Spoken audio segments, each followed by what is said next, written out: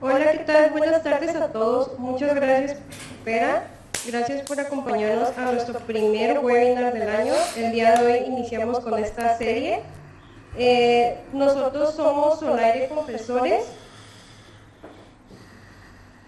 Mi nombre es Gabriela, soy la encargada del área de mercadotecnia y el día de hoy vamos a tener el webinar de aire comprimido. Los temas a tratar en este webinar son sobre aire comprimido y lo va a impartir el día de hoy mis compañeros del área de ingeniería, el ingeniero Alexis Maldonado y la ingeniera Saraí Flores. Vamos a tener una sección de preguntas al finalizar. De igual manera pueden escribir sus preguntas a través del chat o desbloquear su micrófono. Estaremos también respondiendo en el chat y dejaremos nuestro contacto. Le cedo entonces la palabra a mi compañero ingeniero Alexis. Sería todo de nuestra parte, de mi parte.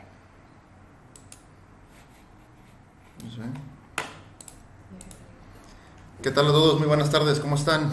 ¿Ya pueden ver mi pantalla?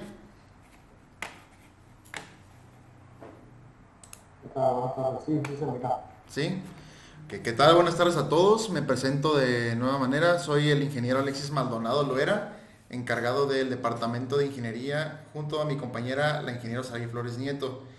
En este caso, hoy vamos a exponer sobre teoría básica del aire comprimido y la siguiente exposición va a tener los siguientes temas. Va a ser teoría del aire, principio del compresor, diseño de cuarto de compresores, calidad de aire, oportunidades de ahorro y eficiencia. De igual manera, como ya les comentó mi compañera Gabriela, si van surgiendo algunas preguntas, nos la pueden dejar ya sea en el chat o posteriormente tendremos la sección de preguntas y respuestas. Entonces, sin más preámbulo, comencemos. Bueno, empecemos hablando un poquito sobre teoría básica del aire. Básicamente el aire es un conjunto de gases que reposan dentro del planeta. En este caso, como podemos apreciar en la gráfica pastel que tenemos a la derecha, el aire se compone de un 78% nitrógeno, que sería esta parte azulita, 21% oxígeno, la parte azul más oscura, y el otro 1% serán otros gases que tendremos en su composición. De esta manera tendremos la composición al 100% del aire y algunas características que presenta el aire es que tienen peso, volumen, es incoloro e inodoro. Esas son las principales características con las que cuenta el aire. Bueno, como ya les comenté anteriormente, el aire va a ser un gas. Ese gas va a rodear totalmente a la Tierra y va a ejercer una presión en cada parte de la superficie terrestre. La presión atmosférica va a depender en las condiciones de sitio donde nos encontremos. Como podemos observar en esta imagen que tenemos aquí, en el caso de Tijuana, la condición de sitio sería a nivel de mar. Por lo tanto, nuestra presión atmosférica va a equivaler a 14.7 psi. No sería lo mismo tener o la presión atmosférica, por ejemplo, aquí que en Ciudad de México. Eso lo veremos en una diapositiva más adelante. Bueno, ahora para entender un poquito más sobre qué es la presión atmosférica, vamos a definir qué es la presión. Como tal, la presión va a ser una fuerza que ejerce un gas, un líquido o un sólido sobre una superficie. La forma en la que podemos encontrar regularmente o de manera más común la presión son en las siguientes unidades. En este caso tendremos las unidades en bar, en psi y en pascales. Esa es la manera en la que en nuestro día a día en los compresores vemos más representado la presión en estas unidades. Y la forma en la que nosotros podemos encontrar como tal la presión sería con la fórmula que tenemos en la parte inferior. Presión va a ser igual a la fuerza sobre el área. Esa es la manera en la que nosotros vamos a poder encontrar como tal la presión. ¿Alguien tiene alguna pregunta hasta aquí? ¿Todo bien? ¿Sí? Okay. Bueno, existen tres tipos de presiones principalmente. Sería la atmosférica, la presión manométrica y la presión absoluta. ¿Qué es la presión atmosférica? Bueno, en este caso va a ser la presión que ejerce un conjunto de masa de gases de la atmósfera sobre la superficie. La manera en la que nosotros vamos a poder medir o estar checando este dato va a ser mediante un barómetro. En este caso, a condiciones de sitio de Tijuana, que estamos a nivel de mar, que es la manera en la que se mide siempre, va a ser de 14.7 psi. Eso va a equivaler a una atmósfera, 14.7 psi absolutos. Como podemos ver en la imagen que tenemos aquí representativa, tendremos que a mayor altura vamos a tener una menor presión, y de igual manera si la altura fuera menor también habría una mayor presión. Es lo que les comentaba, por ejemplo, no va a ser lo mismo condiciones de sitio a nivel de mar Tijuana que en Ciudad de México, ya que en Ciudad de México va a ser más alto y por lo tanto tendremos una menor presión en esa parte. Y la manera en la que nosotros podemos encontrar la presión atmosférica sería con la fórmula que tenemos en la parte inferior. Presión atmosférica va a ser igual al peso de la atmósfera sobre la unidad de superficie.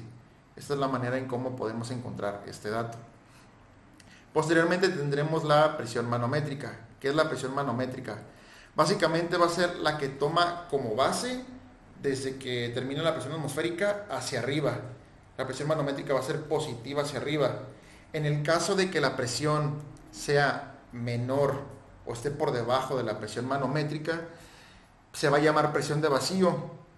En este caso, la presión manométrica se mide con un manómetro, que es la imagen representativa que tenemos en esta parte, y la presión de vacío va a ser un bacómetro.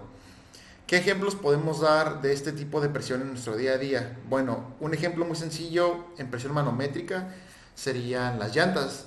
En este caso, las llantas contienen gas adentro, que es el aire.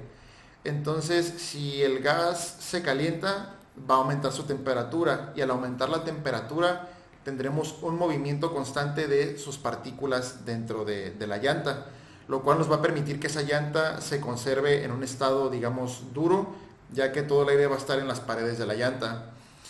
Si ese gas se llegara a enfriar, lo que va a hacer es que el movimiento ya no va a ser constante de las partículas, va a bajar ese movimiento, esa energía cinética, y por ende la llanta se va a desinflar. Y pasando a presión de vacío, un ejemplo que tenemos en nuestras casas, yo creo que todos, sería una aspiradora. Esa aspiradora está generando una succión y por ende pues está haciendo el vacío para que pueda recoger como tal los objetos que tenga en el piso.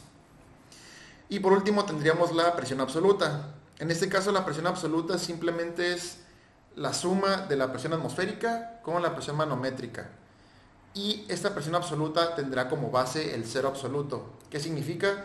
Que no podrá haber nada por debajo del cero absoluto. Todo va a ser hacia arriba positivo, pero nada podrá estar ya por debajo de ese cero. En este caso, igual si tuviéramos, por ejemplo, en esta fórmula que tenemos aquí, algún dato ya de presión absoluta o manométrica y quisiéramos encontrar la atmosférica, simplemente haríamos un despeje en la fórmula y de esta manera podríamos encontrar el dato de la presión.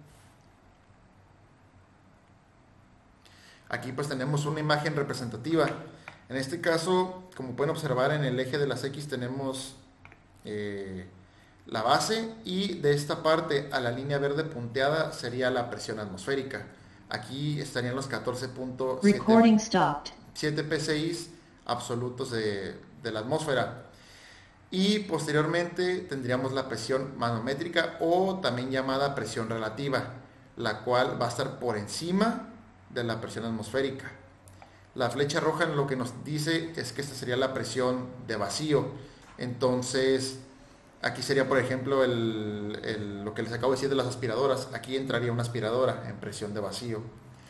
Y posteriormente tenemos en esta parte la presión absoluta, que es la suma de las dos presiones, la atmosférica y manométrica, tomando como base que tendremos en esta parte un cero absoluto. No puede haber nada de aquí, de abajo de esta parte.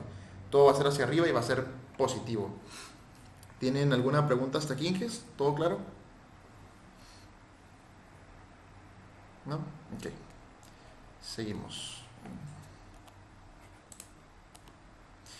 Bueno, ya hablamos un poquito sobre qué es el aire. Ahora vamos a hablar un poquito sobre qué es el aire comprimido. Básicamente, igualmente, es una mezcla de gases, pero esta mezcla de gases se va a reducir a un menor volumen. Y cuando se esté reduciendo su volumen, por lo tanto, aumentará la presión.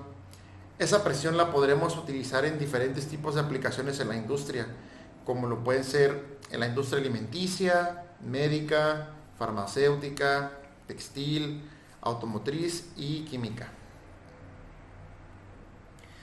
Ahora, ¿por qué las empresas necesitan aire comprimido?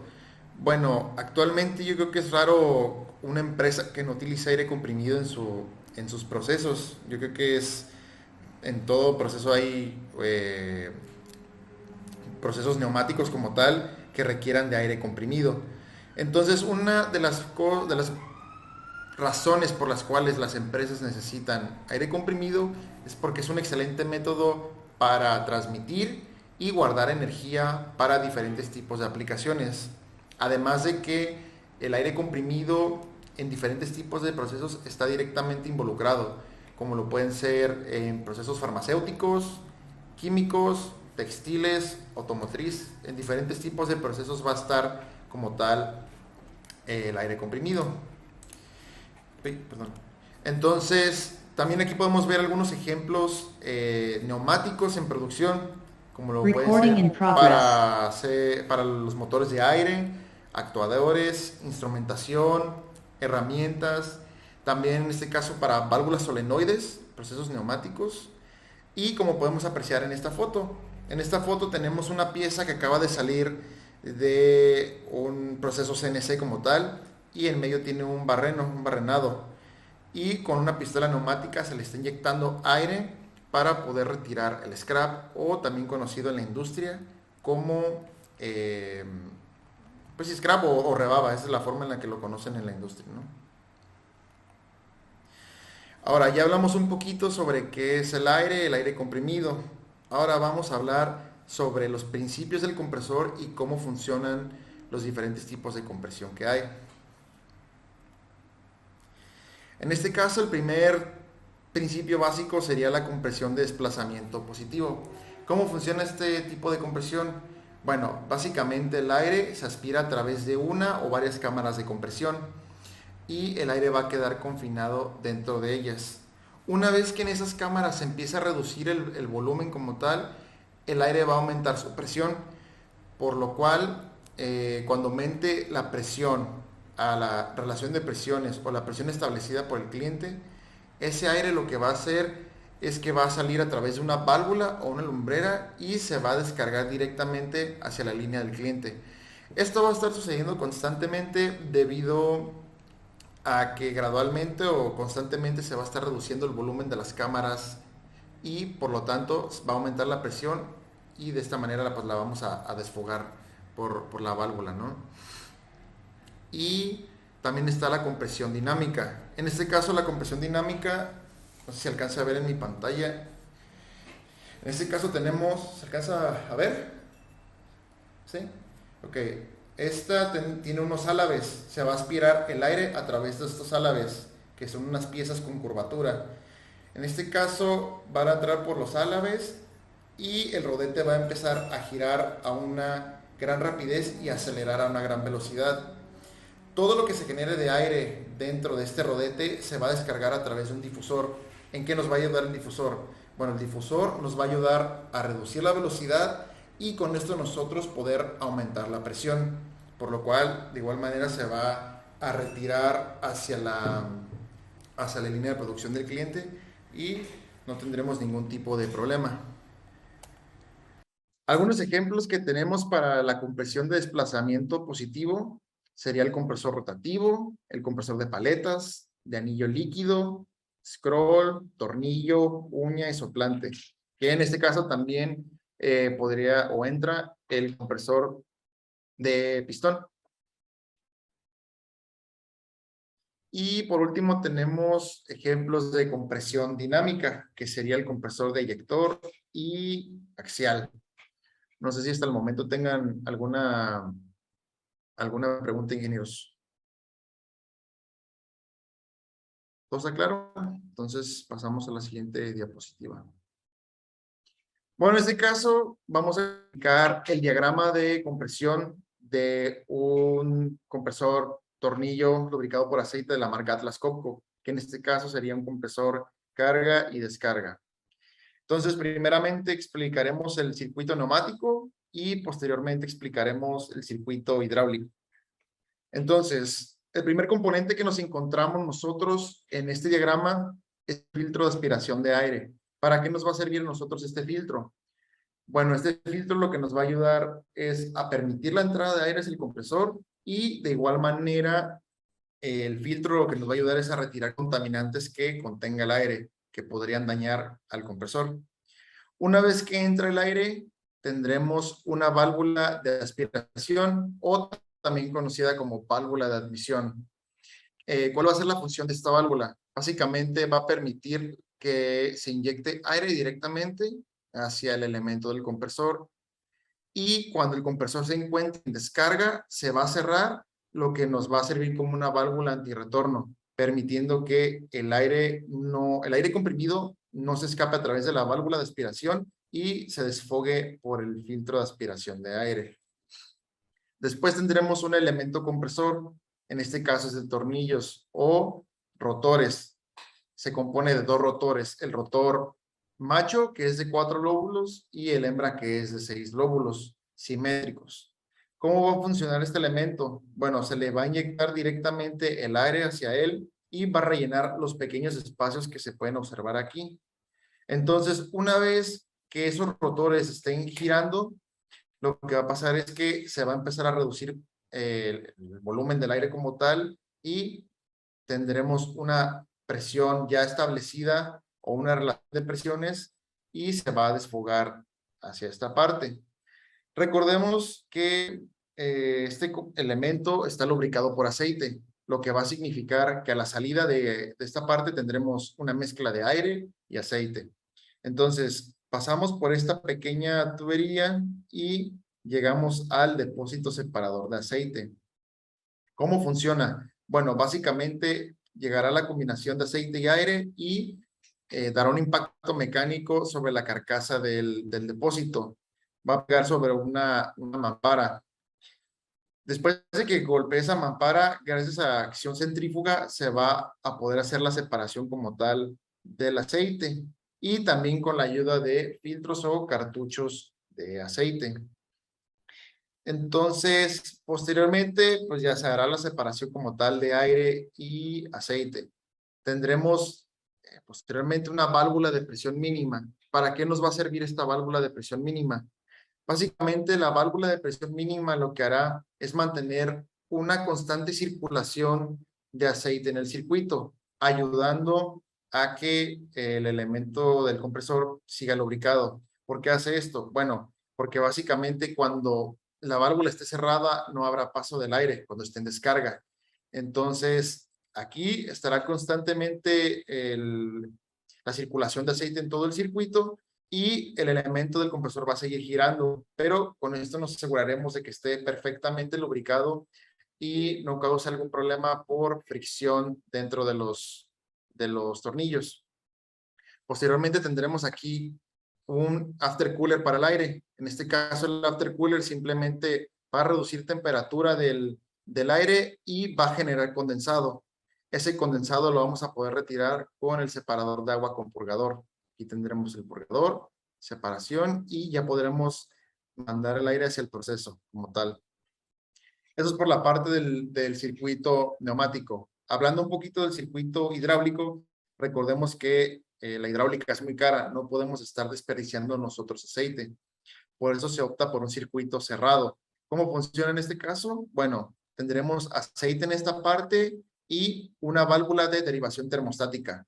¿Cómo funciona esta válvula? Básicamente la válvula lo que nos va a decir es, ok, el aceite está en una buena temperatura para su uso hacia el elemento compresor. Entonces, si está en una temperatura estable que es de 44 centígrados o menos, va a permanecer cerrada y se inyecta directamente hacia el filtro. Una vez pasando el filtro, se va a inyectar directamente hacia el elemento compresor como tenemos aquí en la pantalla. Si el aire estuviera más caliente que de su temperatura de trabajo, la válvula se va a abrir y lo va a bypassar hacia el refrigerador o el refrigerador de aceite. Una vez que pase por ese circuito refrigerador de aceite, se va de igual manera a mandar hacia el filtro y posteriormente ya de igual manera se inyectará hacia el elemento compresor. El aceite va a tener tres, ¿cómo decirlo? Funciones en el circuito. El primero sería lubricación, refrigerar y de igual manera para sellar que el aire no esté recirculando como tal dentro de esta cámara donde se encuentre el elemento compresor y evitar su calentamiento. Entonces, ¿alguna pregunta hasta aquí? ¿Todo bien? Sí, Alexis. Dígame. Una duda con el dispositivo separador de aceite. A lo mejor no tiene nada que ver con lo que es el flujo. Este dispositivo entraría dentro de lo que serían dispositivos sujetos a presión dentro de la norma 020. Pues va a requerir sí de una presión mínima. De hecho, con la válvula, bueno, el separador, junto con la válvula se va a abrir cuando sea más de 4.5 bar de presión. De no ser así, la válvula va a estar cerrada. Entonces sí, podría entrar sujeto a elementos de presión. Ok. Entonces, ¿alguna otra duda? Todo claro. Bueno, entonces, ahora le paso la presentación a mi compañera Saraí, que le seguirá hablando sobre el tema del cuarto de compresor.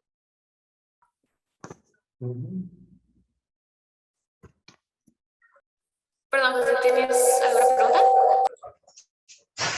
Ahí añadiendo un poquito a la pregunta del ingeniero, hace poquito me tocó un tema muy Si parecido no hay a ese. ninguna duda, voy a continuar. Bueno.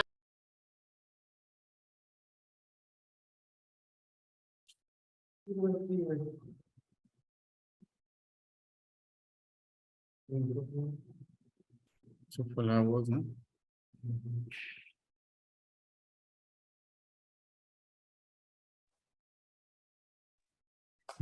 Saraí, compañera, estaban retroalimentando las dudas del ingeniero. ¿Nos podrías dar unos minutitos? ¿Pueden ver mi pantalla? Solo comentaba que sí entra en la norma, sí entra en la norma. ¿Escuchan? ¿Me pueden escuchar?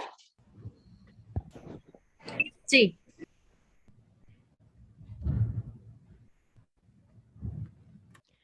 Muy bien, comencemos.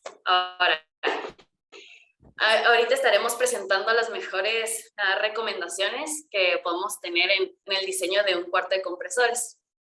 Los puntos que debemos de considerar, los más importantes, es la sala designada, especialmente para nuestros compresores y nuestros accesorios, la ventilación que se va a tener dentro de nuestro cuarto, el diseño de cómo vamos a mantener nuestro flujo de aire, los equipos que se van a instalar, tanto los que ya se tienen como los de un futuro, el espacio principalmente, las mejores prácticas, unas cuantas más recomendaciones dentro del cuarto y por último la calidad de aire.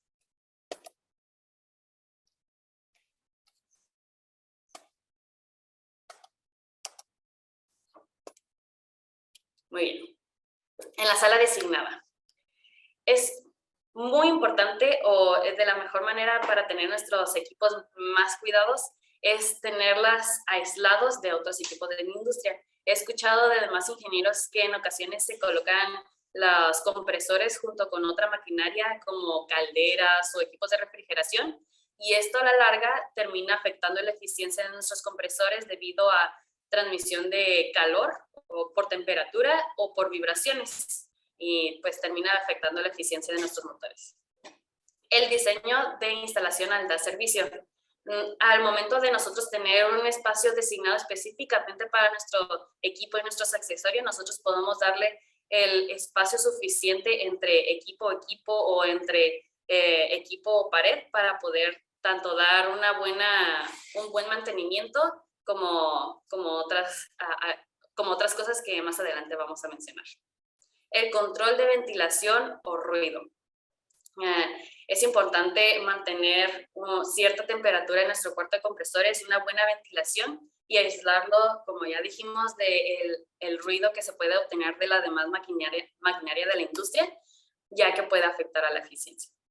Evitar accesos no deseados. En ocasiones hay veces donde entra gente no apta o no capacitada para poder manejar nuestros equipos, el cual puede mover alguna válvula, puede manejar o hacer movimiento equivocado o erróneo de nuestros compresores y pues a la larga dañar a nuestro proceso de aire comprimido. Y por último, la entrada de aire limpia. Es de suma importancia mantener nuestros cuartos limpios, nuestro cuarto de compresores limpios, ya que como sabemos nuestros compresores aspiran para poder comenzar a comprimir nuestro aire, ¿no? Entonces, al mantener un cuarto comprimido, evitamos que cualquier partículas sólidas, cualquier contaminante grande se vaya a inyectar o se vaya a aspirar por nuestro compresor. Muy bien. La ventilación. Algún punto importante que se debe considerar en la ventilación es el aire de admisión.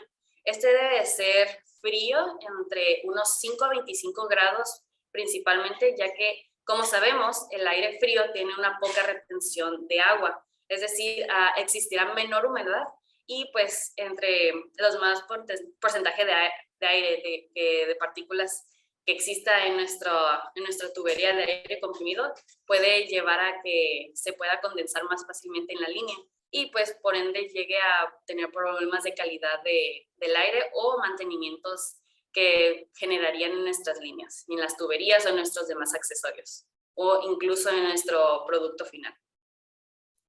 Los ductos de ventilación en la salida de aire caliente del compresor. Existe una gran diferencia entre saber si colocar ductos de ventilación en un ambiente caliente o en un ambiente templado. Es decir, como dijo mi compañero, también hay mucha diferencia entre colocar, entre la temperatura en Tijuana, por así decirlo, o Mexicali. Es decir, sabemos que hay mucha más temperatura en Mexicali, por ende es más recomendable colocar estos ductos. ¿Por qué? Porque nuestros compresores, al tener ventilación, al eyectar aire caliente para ventilar el proceso, tiende a calentar mucho nuestros cuartos de compresores. Y al estar calientes, comienza a perder eficiencia tanto dentro de nuestros compresores, tanto los demás accesorios. Entonces, es por eso que en ambientes más calientes es recomendable colocar el ducto de ventilación. Y también existen otras recomendaciones en los ductos, ya sea respetar el diámetro que tiene la salida del aire caliente de nuestros compresores. La colocación de rejillas o louvers. Como sabemos, debemos de mantener un cuarto limpio. La colocación de rejillas o louvers evita la introducción. Es como un prefiltro antes de entrar a nuestros cuartos de compresores para evitar toda introducción de contaminantes.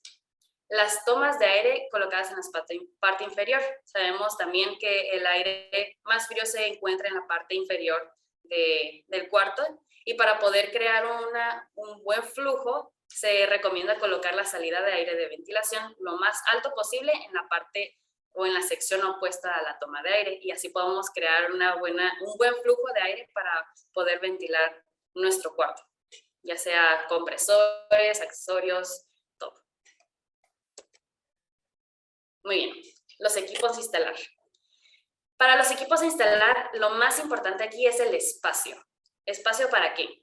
Tenemos que dar un espacio importante para dar acceso a montacargas o patín hidráulico. ¿Esto por qué?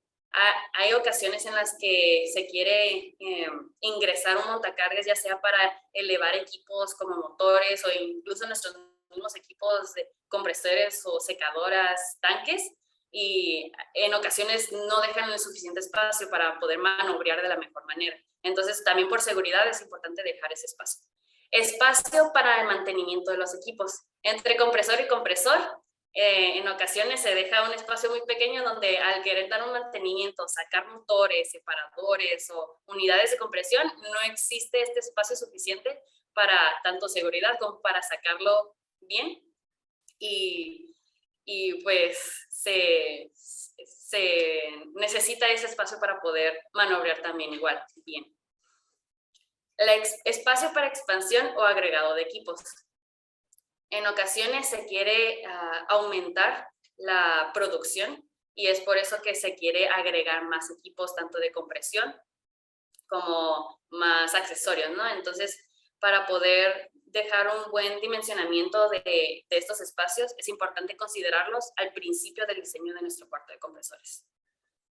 Y por último, espacio entre equipos para evitar sobrecalentamientos o por vibraciones. Hemos estado dando mucho hincapié en el espacio para evitar estos sobrecalentamientos, ya que en realidad los compresores al ventilarse, al necesitar ventilación, sacan mucho aire caliente y por ende el cuarto de compresores termina teniendo una gran temperatura y termina perdiendo eficiencia por eso, o por vibraciones entre los mismos compresores, si es que hay más de uno. Y por último, la tubería centralizada. Es importante tener un diseño sencillo, ya que todo el uso de bajadas, subidas, codos, todo este diseño innecesario en ocasiones provocan una caída de presión y a la larga por estas caídas de presiones tendemos a subir la presión de nuestro compresor, forzándolo y causando un mayor gasto energético. No he preguntado, si tienen alguna duda pueden interrumpirme. Y si no, pues por chat. Y estamos atentos al chat. Muy bien. Las mejores prácticas. Algunas recomendaciones que se deben de colocar dentro del cuarto. El desconectador a pie de máquina.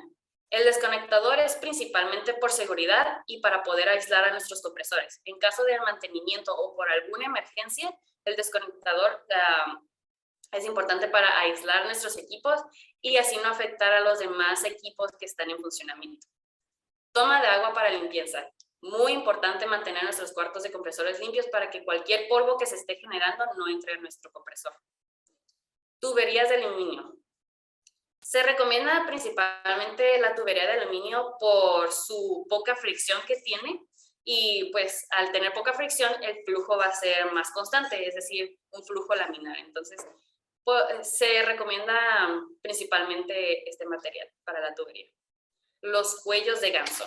Los cuellos de ganso se utilizan principalmente para el condensado, para que este se quede en la línea y no se regrese a la máquina. Es decir, principalmente los cuellos de ganso es para proteger nuestras máquinas, para proteger nuestros compresores. La tubería un poco sobredimensionada y con inclinación de unos 5 grados. Esto es para que al crearse el condensado en nuestras líneas, cuando se crea el condensado por gravedad se pueda pues, deslizar por nuestra tubería y poder colocar trampas de agua, trampas de condensados. Y así no se vaya a nuestra línea o a nuestro producto final. La caída de presión usualmente es ideal que entre el compresor a nuestro consumo sea de punto o un bar. Es por eso tener bien dimensionado entre los equipos que se va a tener nuestra demanda y el equipo que vamos a nosotros tener para el aire comprimido. Y por último, no es del cuarto de compresores, pero sí se da como recomendación, es una red en forma de anillo. En nuestra producción usualmente se recomienda la red en forma de anillo para mantener la presión constante o la presión igual en cada punto de toma de nuestra demanda. Es decir, también para poder mantener una presión constante y que nuestro compresor no comience a forzarse. Muy bien, continuemos con calidad de aire. La calidad de aire se tiene que definir con el proceso que se va a tener y usualmente se utiliza la norma ISO 8573. Ahorita vamos a explicar un poco sobre esta norma. La norma utiliza principalmente esta tabla. Es Existen tres contaminantes principales en nuestro aire comprimido, que es los que queremos eliminar por completo, ¿no? En ocasiones. Están las partículas sólidas, el polvo, el condensado y el aceite. Ok, aquí podemos explicar en la sección café las partículas sólidas, el polvo. Aquí nos dicen cuál es la cantidad de 1 a un ejemplo, ¿no? De 1 a 5 micras, la cantidad por metro cúbico que se va a permitir en nuestro aire comprimido. O en nuestro condensado es el punto de rocío mínimo que se va a permitir para nuestra línea. Y en aceite son los miligramos por metro cúbico mínimos que también se va a permitir en nuestra línea de aire, en nuestra red de aire comprimido. Entonces, es por clase. Cuando nosotros queremos saber cuál es nuestra calidad de aire que vamos a necesitar para nuestro proceso, se va a obtener por medio de clases. Es decir, un ejemplo, clase 1.2.1, es decir, clase 1 de partículas sólidas, clase 0.2 de condensado y clase 0.1 de aceite. Es importante, bueno, es un dato interesante, la gama de Atlas Copco cuenta con una gama de compresores de clase 0. Es decir, no pasa nada de aceite a nuestra línea de producción. ¿Alguna duda? Bien.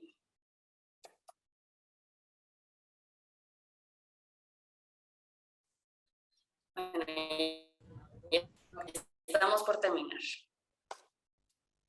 ¿Alguien habló? Muy bien. Sí, sí, yo, Sara. Sí, claro que sí. Sara, perdón. ¿Te podría regresar una diapositiva?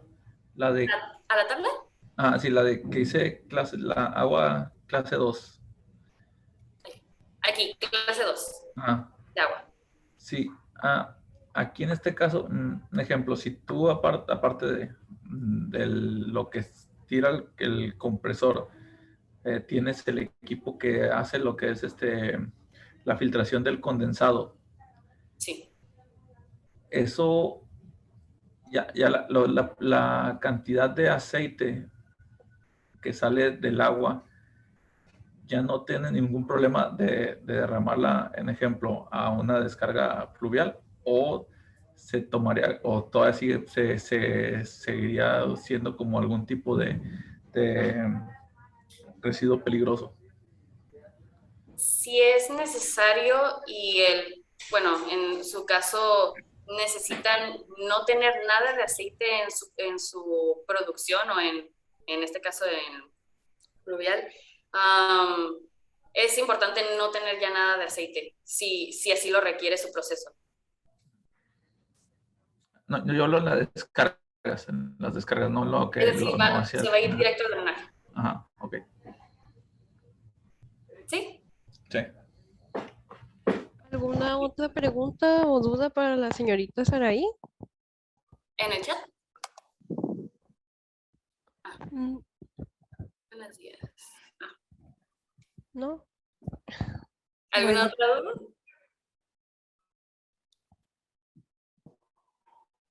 Muy bien, voy a continuar. ¿Nos podrías dar un momento, Saraí? Están preguntando a través del chat. Muy bien. Emanuel. ¿Ok? Nos pregunta el leak. Buenas tardes, si se calentará demasiado y el compresor está en el exterior, ¿cuál sería la temperatura ideal?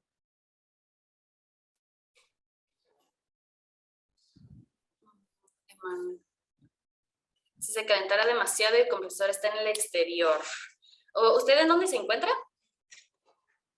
En Tijuana. Bueno, usualmente, como dije, usualmente la temperatura ideal para que entre a nuestros compresores es entre 5 a 25 grados. Pero otra cosa sería el punto de rocío. Si usted necesita en su proceso que no exista tanta cantidad de condensado, es decir, de la humedad, pues sí va a afectar un poco la temperatura. Tendría que saber cuál es su punto de rocío dentro de su línea de aire comprimido, ya cuando sale. Emanuel, si gusta, nos puede compartir a través del chat su compresor y lo checamos. De igual manera, la compañera Saraí ya casi va a finalizar y vamos a tener la sección de preguntas, más preguntas. Muy bien. Voy terminando, ¿ok?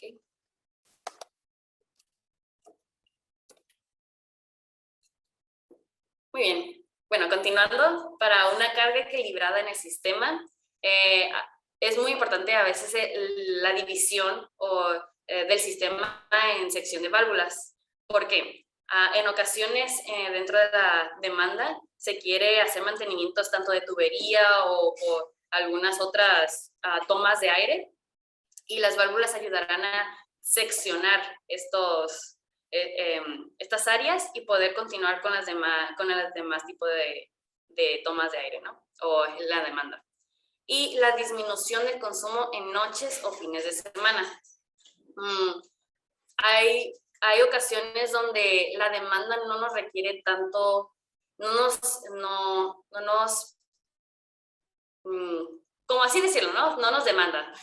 Entonces, los compresores tienden a seguir dando toda la potencia, siguen generando la energía, y por ende se desgasta, ¿no? Por ende también tenemos la potencia total requerida. Es importante saber cuál es nuestra demanda y cuál es la potencia en nuestro compresor que vamos a tener. La presión de trabajo. Es muy común aumentar la presión del compresor al intentar compensar las caídas de presión. Esto a veces es causado por tuberías sobredimensionadas o filtros obstruidos, o como ya lo que mencionamos, el diseño de una tubería con demasiados cambios de dirección, codos, subidas, bajadas. Todo eso causa también una caída de presión. Y para finalizar, debemos de tener un sistema de control para la regulación de presión. Existe un ahorro mediante la reducción de presión del sistema, y pues se optimiza en un diseño flexible a la demanda, ¿no? La calidad de aire. Un aire libre de contaminantes permite la disminución en el mantenimiento. Como ya dijimos, entre menos contaminantes que encontremos en la entrada de nuestro compresor, menor será el mantenimiento que vamos a tener que dar a nuestros filtros, a nuestras tuberías, etc. Y por último, pero no menos importante, es el aprovechamiento de la energía residual de los compresores. Existe o puede existir una recuperación de energía en forma de calor. Como ya dijimos, los compresores sacan aire caliente y estos se pueden recuperar en forma de calentar agua en cualquier proceso que se requiera el calentamiento de algo, ¿no? De calentamiento de agua principalmente. Muy bien. Y con esto damos finalizada el tema. Finalizamos el webinar. En este momento, si tienen alguna duda, pregunta, estamos mi compañero Alexis y yo para responder ahorita.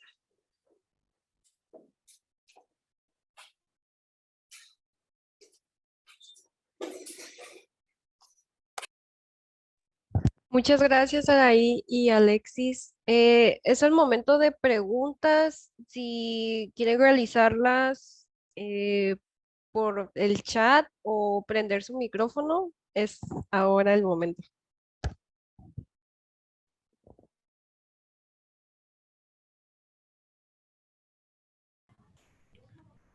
¿Qué tal? Buenas tardes. Buenas tardes, ¿qué tal? Sí. Una pregunta solamente en lo que vendría siendo para la sala designada. En caso que uno tenga un ducto de salida de aire dentro de la cámara, sé que se va a calentar. Más sin embargo, es recomendable que sea completamente hermético el área, o se puede dejar un espacio entre el techo y lo que es la pared para que haya un flujo de aire dentro del área de compresores sin que sea hermético.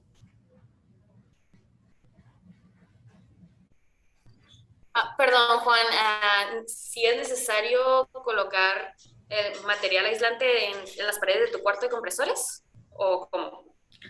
Sí, mira, mi cuarto de compresores Ujú. son las 4 paredes, la puerta, pero hay un espacio entre el techo y las paredes donde es como una malla que nosotros dejamos abierta para que hubiera flujo de aire y no tener que colocar la ductería. Entonces, lo que te comento es recomendable eso o se tiene que dejar todo hermético y dejar una salida de aire conducto. Mira, si tienes una malla, entonces ahí estamos ganando al no introducir tanto contaminante, tanto polvo, si es que en el área donde estás existe mucho polvo, ¿no?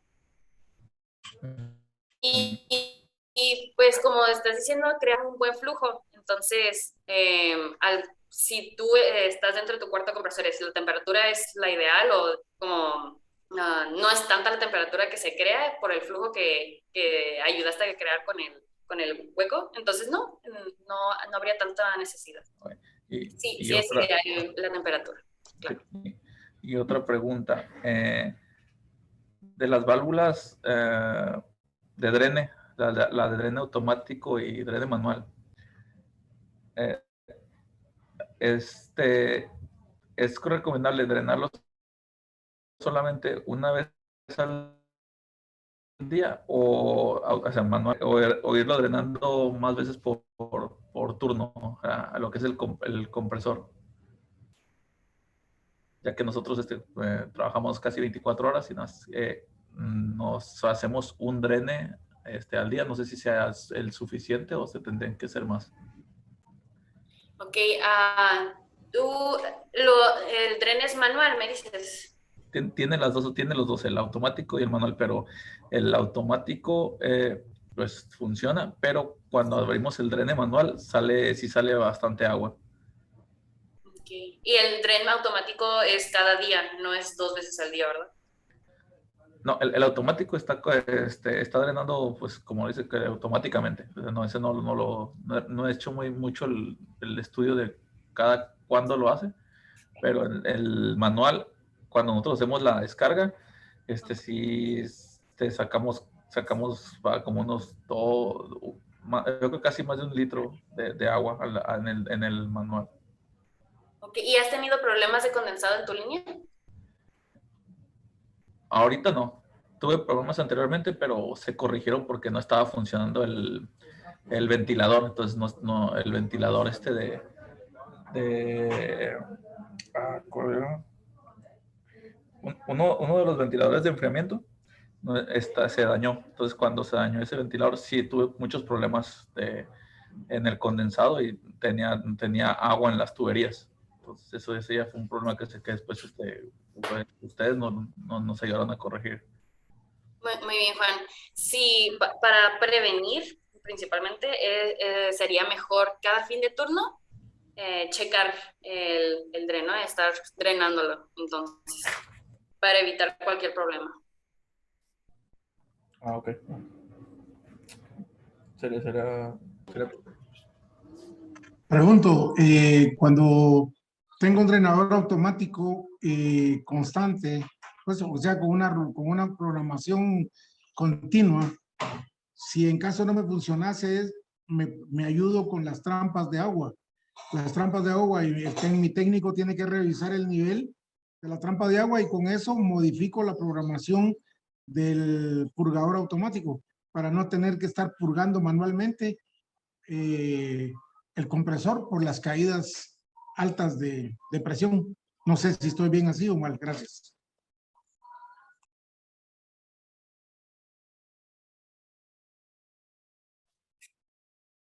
Ok, existen trampas de agua que tienen Un que timer. un timer, están temporalizados. ¿Es el caso de tu trampa de agua, Gustavo? Después del conjunto de trampas de agua, yo tengo un secador de la línea del aire comprimido que va hacia a los diferentes puntos de distribución.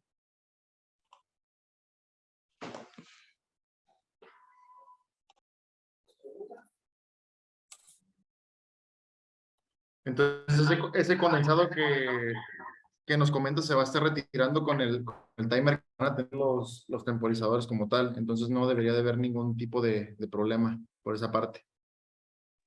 Sí, no, pero es que mi pregunta es, como el compañero anterior dijo que tenía problemas, él no usa, que tiene un purgador automático, pero además de eso, tiene acumulación en el tanque de condensado. Entonces yo les pregunto, o sea, ¿se puede determinar la programación del purgador con, con el chequeo de las trampas de agua para ver el nivel de acumulación de arrastre de condensado que hay hacia ese punto?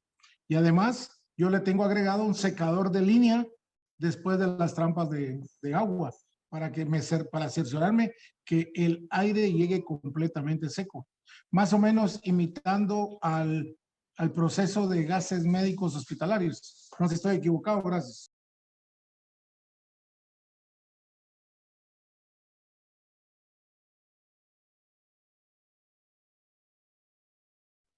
Sí, en este caso, lo que conviene es estar drenando constantemente el tanque para que esa condensación no llegue como tal a la línea de producción y los demás equipos. Entonces sí sería importante estar haciendo el respectivo drenaje de la línea y no confiarnos en como tal en los temporizadores o timers que pueda tener perdón, en las trampas que puedan tener ahí, ¿no? Ingeniero, buenas tardes. Eduardo Ramos, Soluciones de Aire. Una pregunta, ¿qué tipo de secador tiene instalado? ¿Refrigerativo, regenerativo? ¿Qué tipo de secador tiene? Es un equipo de secado a través de calefacción, que hago que me evapore las gotas de agua de arrastre y las derive hacia, hacia las trampas que tengo para que esté seguro de que no llegue nada, ni rocío, nada en arrastre de aire hacia mis puntos de servicio.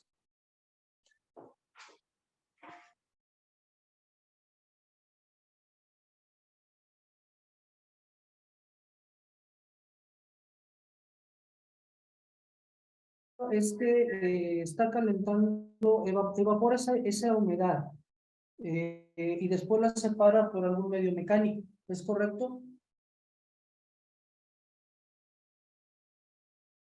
No la escuché, no la escuché.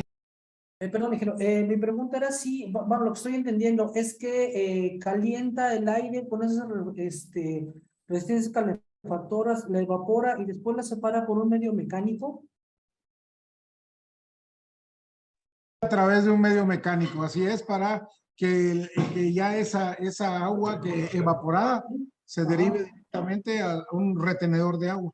Y yo asegure de que el aire que voy a usar en las aspersores de tinta o de pintura para el texturizado, impresión en hilos no se me manche. Gracias. Ya. Sí, de hecho, vamos, sí entiendo lo que está haciendo. Aquí lo importante es, en un momento dado, medir en base al proceso la cantidad de agua permitida por metro cúbico o el punto de rocío que le pide el punto de aplicación al aire comprimido y lo que está obteniendo del sistema de secado. Gracias. Con eso aseguraríamos en un momento dado que cumplimos con lo que usted necesita y hay que tomar en cuenta si tenemos diferentes puntos donde drenamos, que efectivamente esos drenes estén funcionando, ya sean manuales, temporizados o como sea. Si partimos del punto del compresor, si la trampa no funciona, o no está drenando correctamente, ese condensado lo vamos sumando a todo el proceso y hasta el final. Normalmente lo que hacemos no es realmente evaporar ese condensado, sino con una secadora refrigerativa, por ejemplo, condensamos, retiramos por un medio mecánico y llevamos una calidad de aire.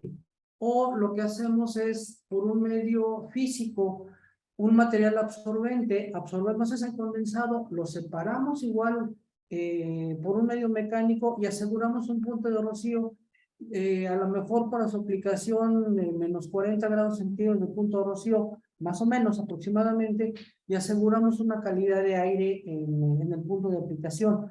Pero es bien importante que nos aseguremos que cada una de las trampas del proceso, compresor, filtros, tanque, secador, todo esto esté drenando efectivamente para que esa humedad no sobrecarguemos el siguiente aditamento. Entonces nos aseguramos que salga el condensado que debe de salir en cada trampa y aseguramos en el punto de aplicación que haya menos humedad. El tema es que cumplamos con el punto de rocío que le exige el punto de aplicación. Gracias, muy amable por su respuesta. Al contrario. Muchas gracias, ingeniero. Tenemos una pregunta aquí en el chat de la señorita Brenda Meraz. Comenta si la descarga siempre va al drenaje. Ingeniero Saraí, Alexis. No necesariamente. Tenemos que cumplir con ciertas características que nos impone el gobierno del estado.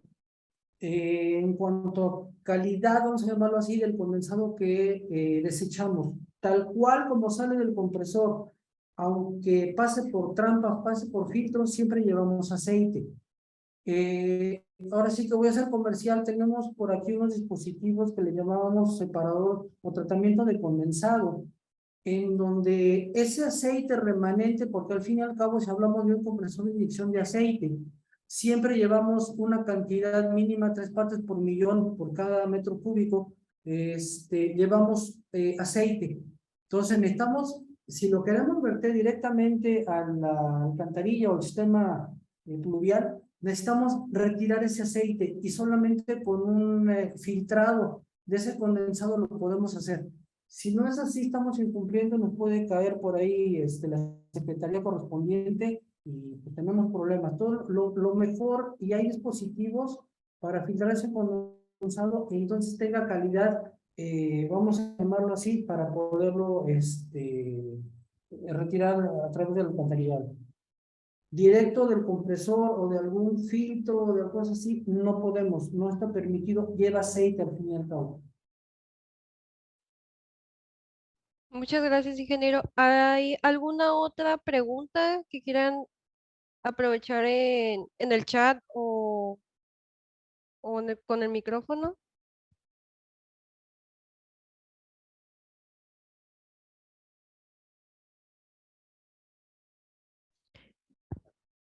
No, nos comentan que ya no hay preguntas. Entonces, finalizamos la sesión de este webinar por el día de hoy. Muchas gracias por acompañarnos. Esta sesión va a quedar grabada en nuestro canal de YouTube. En un momento más les comparto el canal.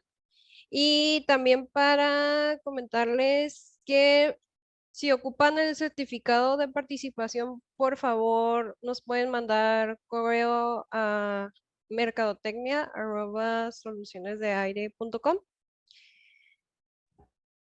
Sería todo de nuestra parte. Les comparto los datos de contactos de nuestros compañeros, ingeniero Alexis y el ingeniero Saraí, por si se les ofrece algún otro requerimiento. Estamos para apoyarlos. Estamos ubicados en la ciudad de Tijuana, Mexicali y Hermosillo. Muchas gracias por su atención. Finalizamos la sesión del día de hoy. ¿Algún comentario adicional, ingeniero Alexis o ingeniera Saraí? No, muchas gracias, Gaby. De mi parte no. Muchas gracias a todos por la asistencia.